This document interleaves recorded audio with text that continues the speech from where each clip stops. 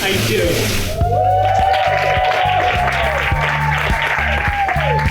I'm Dallas, and I'm married to Matt. I'm Matt, and I'm married to Cassie. I'm Cassie, and I'm married to Matt. And I'm also married to Dallas. I'm also married to Cassie. I'm also married to Dallas. And we're both married to Matt. We're all married. We're all married! We're three people are married! By our powers combined, we are married. And by our powers combined, all three of us are married.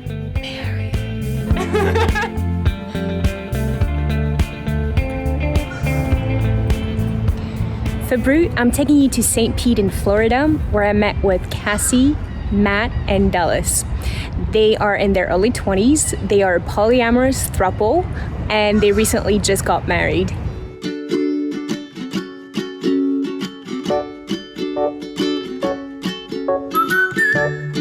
So, where's our office? Here's the office.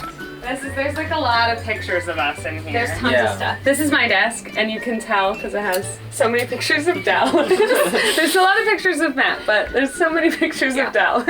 There are. And then this is where Matt works usually. There's Rosie. It's our baby. So this is our living room. Yeah. It's kind of got this like botanical study vibe going on. And we have our altar for our shrine. Then there's a picture of our wedding. It was right after we got married. Mm-hmm. Dallas and I started dating when she was 17 and I was 16. Yep. We wanted to get married from our first date. Yeah. I think on our first date we talked about our wedding. We did. And we had this whole plan that we were gonna get married when we were 20. Mm-hmm. And then Matt came along. And so, obviously, That changed. That threw a spin on it. Yeah. It's interesting to me that you have such a, I guess, an untraditional relationship, but you did want to keep some traditional elements. Yeah. Tradition is important to us, I would say. Some of them. keep, some retire. Mm-hmm. Yeah. Like, we didn't have our dads walk us down the aisle. No, because there was no man giving me away to another man. No. I'm happy. You happy? That's Yeah. good. Very happy. People keep asking me, how's married life? I'm like, it's great, dude. It's great, dude. What the fuck?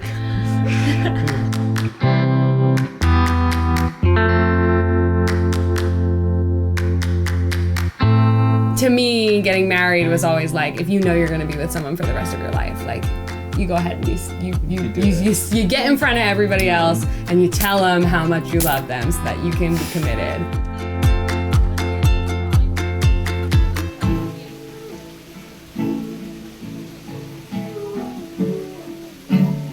When I'm with you, my soul is alive.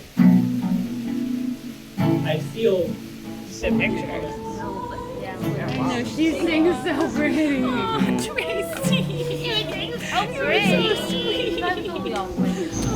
When you were sitting over there watching the video, I was enjoying watching you watch the video. I was crying. Not because you were crying, because these are, both our sets of parents have since passed. Right. And they would be so happy. They right? would have been thrilled to death. And they wouldn't have understood They wouldn't have understood at it, first. but they wouldn't have cared, because as long as Cassie was happy, that's what would have been important. Yeah. But even though you're open to it, it's like, how does this work? So getting to be so close with them and watch them like together, you learn like, wow, the chemistry is pretty amazing. Do I know any three other people that connect like these three do? No, I don't. No. I don't even know couples that connect like these three very well. Cassie, Dallas, and Matt. Do you, with your family and friends, as your witness, present yourself willingly and of your own accord, you join marriage? We do. Do it.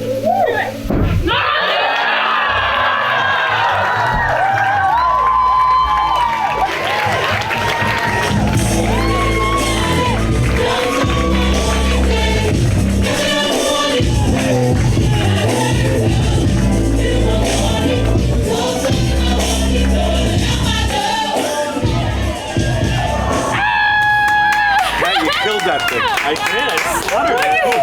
It was so intense. They deserve that celebration of their commitment. There was a little bit of like, oh, but the commitment can't really be like legal and binding, and there's a sadness to that because like, why not? They deserve it. Like, why they're so in love and they're so amazing together? Why can't it be? Yeah, but maybe one day, like maybe one day it will, and I hope that. But they were like, it doesn't matter. We want to publicly claim our love, and I was like, you know what? We're gonna be there, and we're gonna support them 100%. Yeah, we were so excited. Yeah. The throuple wedding was a spiritual ceremony, and it does not have a legal value. In fact, in most of the country, polyamory is not a protected status. As I was about to meet with Cassie, Dallas, and Matt, I asked my followers what they wanted to know about life as a throuple. They submitted their questions, and I asked them, so here they are. What would you say are the main misconceptions people have about you?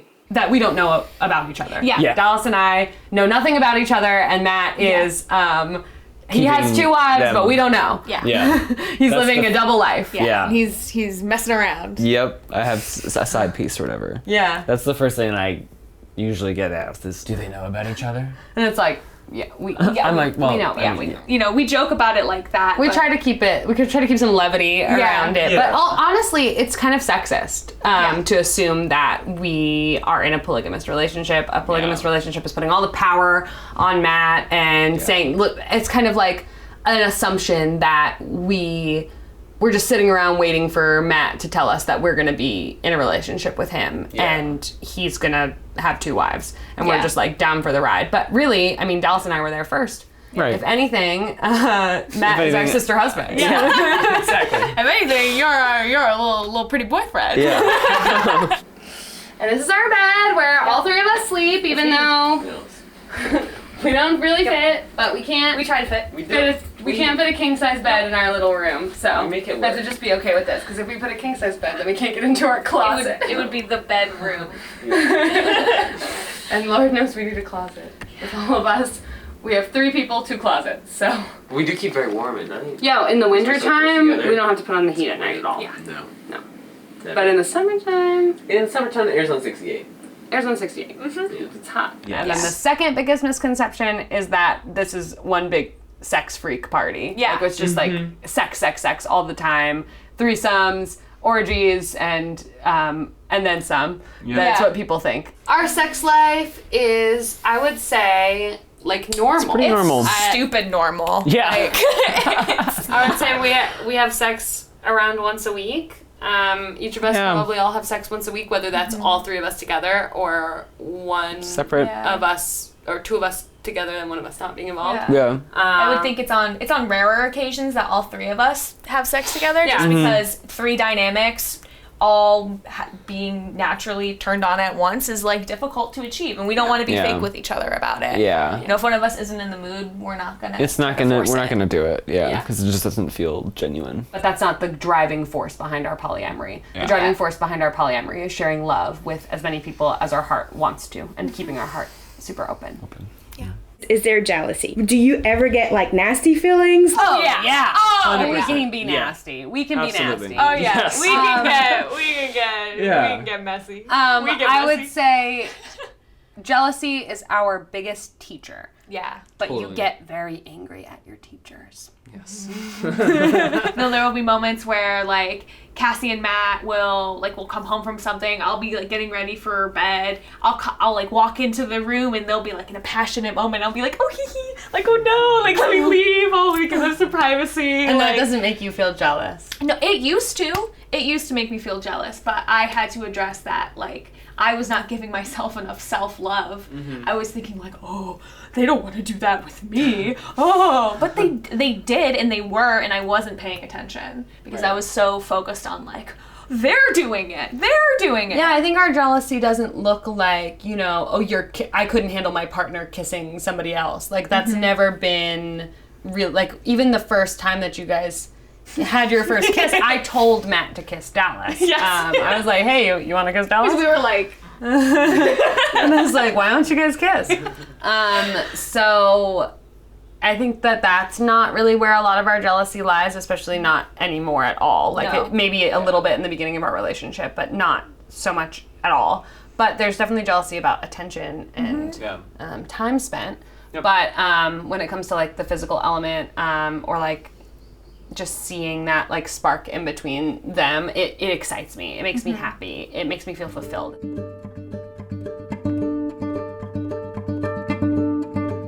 The hardest part sometimes is letting myself be myself and let Cassie be herself and let Dallas be herself and let them have themselves together and have myself with them, or like myself with the individual relationship.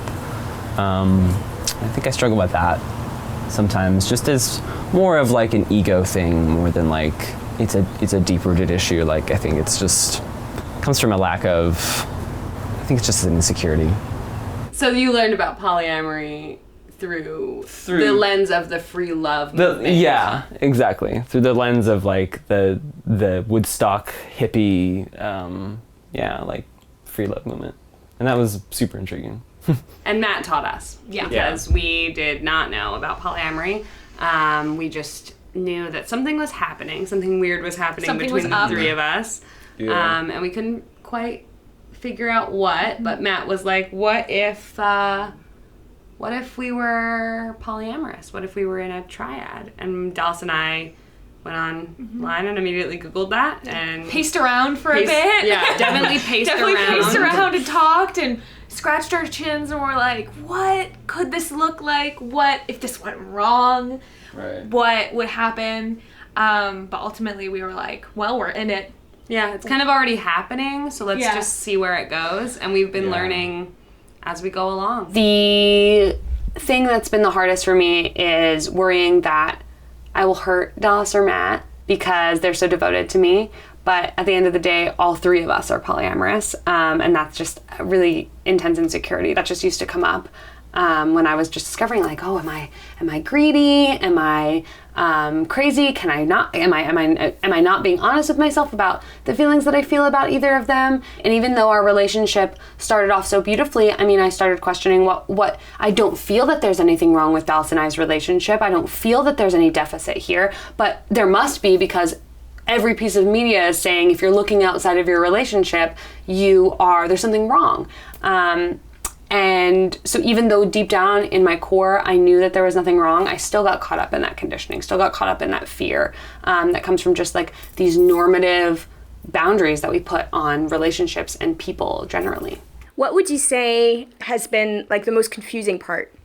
I think determining also like when like couples, like you two need to go off and spend time alone, when me and Matt need to spend time alone, when me and you need to have time alone, right. And figuring out like the needs of each relationship in order for us to thrive as a throuple. We have like agreements about the times that we like want to have alone time with each partner.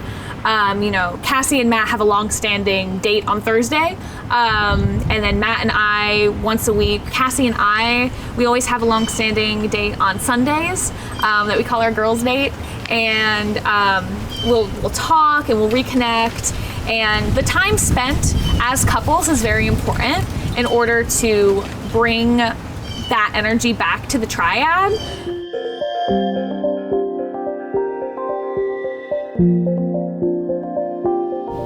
Look up.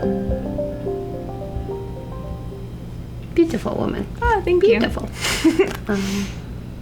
We've always both been really femme and very comfortable with our femininity, and I think that was what attracted us to each other, is that we both were really feminine, and we felt like our feminine connection, our sapphic connection, was strong. Matt really likes he likes the smell of makeup. He really likes when we play and are very feminine, but we definitely do this for us. We definitely do our makeup and dress up for each other, I would say. And even since I was a teenager, it was always something that I really liked to do. He's always been very in touch with his feminine side, and I would say that was very attractive to us. Absolutely. As queer women. We definitely wanted a man who wasn't too focused on... Especially not out of touch with his femininity. Yeah, we didn't want to be with somebody who we felt like didn't understand us. that we find in others, no matter how different they may seem from us. When we do this, we no longer need to be different. In deep counterpoint to the old saying, an eye for an eye, there is a deeper law that guides us to wholeness. A truth of being for a truth of being. That's beautiful. That's so beautiful. Do you know how many people have asked us why we would want a man in our relationship? I ask myself the same question. Why would I want a man in my relationship? Matt is helpful to us because he keeps Dallas and I fun. Yeah, he keeps Dallas us and I so are fun. boring as hell together. Our beautiful relationship looked like us falling asleep at 8 p.m. after yoga class, which is a beautiful relationship. But for us, we did a year of that and we were like things are getting a little dull. We're already 80 years old. We're so old. So Matt keeps us young and fresh and interesting.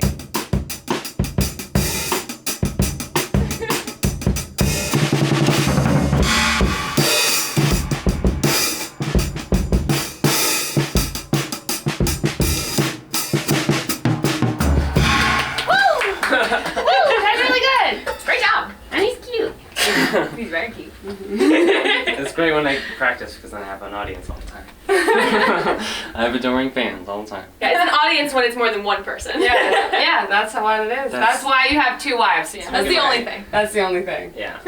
That's the trick. When the three of you sleep in the same bed, does the one in the middle have a plug to plug in their phone? They both plug their phone on one side. Yeah. We do. We have a power strip. Yep. Power strip. Yeah. We use the polyamorous power strip. We not only have to have multiple phone chargers, but we also have multiple blankets so that we don't get too sweaty. Yeah, and it's also Yes. very important because blanket stealing, I think, is more Is a big prominent. crime Oh, it's in an this house. epidemic in the polyamorous community. Blanket stealing. Yeah. How do they deal with the money? How do you split finances?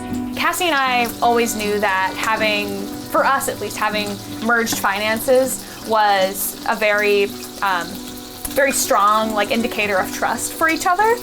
And then when Matt came along, he was a little hesitant at first, but we were like, babe, we're gonna share everything. We're gonna share our life together. It only makes sense that also we're gonna share our finances together. And so we did, which is very helpful to not have it all on one person's shoulders or on one person's income.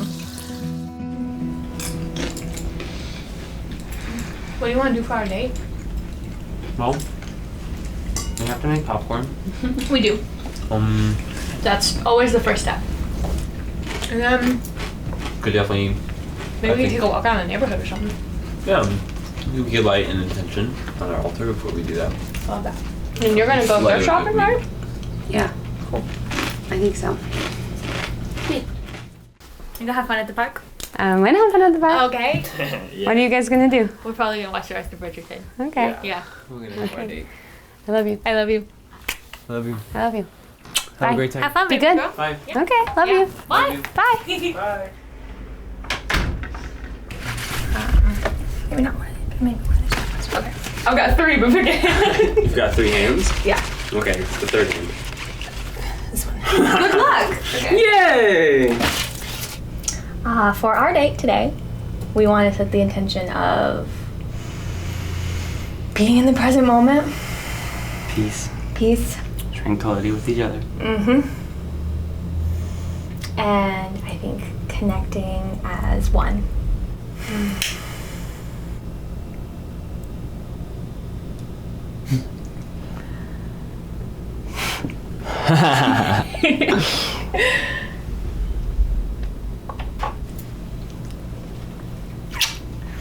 Yay. I love you. I love you.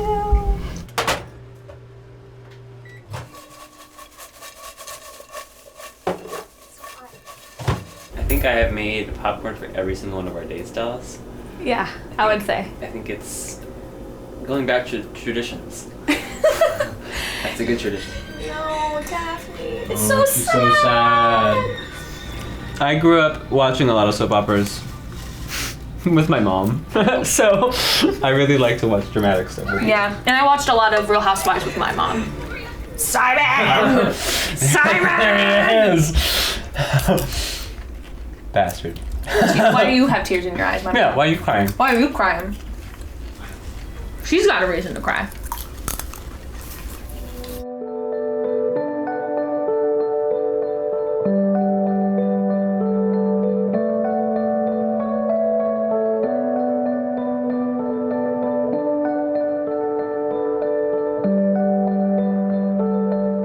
It's estimated that 4 to 5% of American adults already practice some sort of consensual non-monogamy. That's more than 10 million people. And possibly it's a lot more given the stigma that surrounds non-monogamous relationships. Because there's no legal framework for polyamory, throuples who plan on having a family can face all sorts of complications at school, at the hospital, and especially when it comes to custody arrangements, if they were to separate or if one of them was to pass away. So this room is gonna be our nursery one day. One day it'll be a nursery. Yeah. We have already started like putting like little like sweet childlike things in here. Yeah, having a family is really important, I'd say all of us. Yeah, Yeah. really like rewriting our family stories and creating like a new is like super integral, I think, to our Throuple. Yeah, the first baby that we want to have, I want to carry because Dallas is predisposed to have twins. Yeah. I think that they're both going to be the favorite parent, and then they're all going to be like, oh my god, mom is such a stick in the mud. They're going to be like, mom is always yelling at me, mom's always telling me to do my chores. Do my work. Yeah, and I think they're going to be like, I wish I could just like hang out with dad all day. Yeah. I wish I could just like play music with dad. Play music and like... be like baking with mom. Big with mom, like, I don't know. Yeah. They'll be like, why does mom always want to have an emotional conversation? And you guys will be like, I know, honey. Yeah. That's like, why just can't the you way just do silly stuff? That's just the way that she is. Yeah. I'm sorry. So that'll be We love funny. her for it, don't we? Yeah. We love mom. I love you. That's surprising. I closed my eyes and I got one kiss and then I got two. That's kind of like...